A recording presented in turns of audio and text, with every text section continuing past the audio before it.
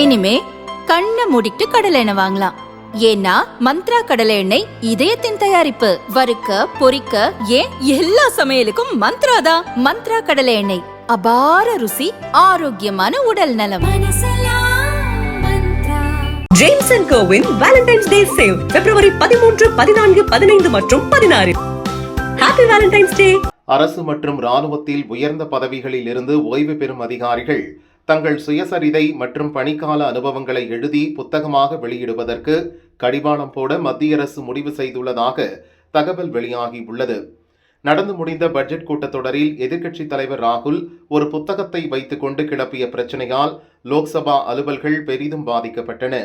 2019 முதல் 2022 வரை இந்திய இராணுவத்தின் தலைமை தளபதியாக பணியாற்றிய ஜெனரல் மனோஜ் முகுந்த் நரவனே தன் சுயசரிதை புத்தகத்தை 4 Stars of Destiny என்ற பெயரில் எழுதியுள்ளார். அதில் கடந்த 2020 இந்தியா சீனா எல்லை பிரச்சினையின் போது மத்திய அரசு எப்படி செயல்பட்டது என்பது குறித்து விளக்கமாக எழுதியுள்ளதாக கூறப்படுகிறது. பெங்குயின் ரேண்டம் ஹவுஸ் இந்தியா பதிப்பகம் வெளியிட இருந்த இந்த புத்தகத்துக்கு இராணுவ அமைச்சகம் இதுவரை ஒப்புதல் அளிக்கவில்லை.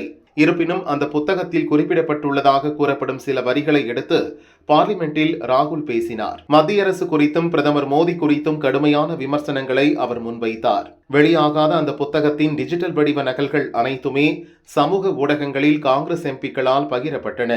இதனால் சர்ச்சை எழுந்த நிலையில் அந்த புத்தகத்தை பதிப்பிக்க இருந்த பெங்குயின் ரேண்டம் ஹவுஸ் இந்தியா பதிப்பகம் மீது டெல்லி போலீசார் வழக்கு பதிவு செய்துள்ளனர். இந்நிலையில் பிரதமர் மோடி தலைமையில் நடந்த மத்திய அமைச்சரவை கூட்டத்துக்கு பின் இந்த விவகாரம் குறித்து விரிவாக ஆலோசனை நடத்தப்பட்டதாக தகவல் வெளியாகியுள்ளது.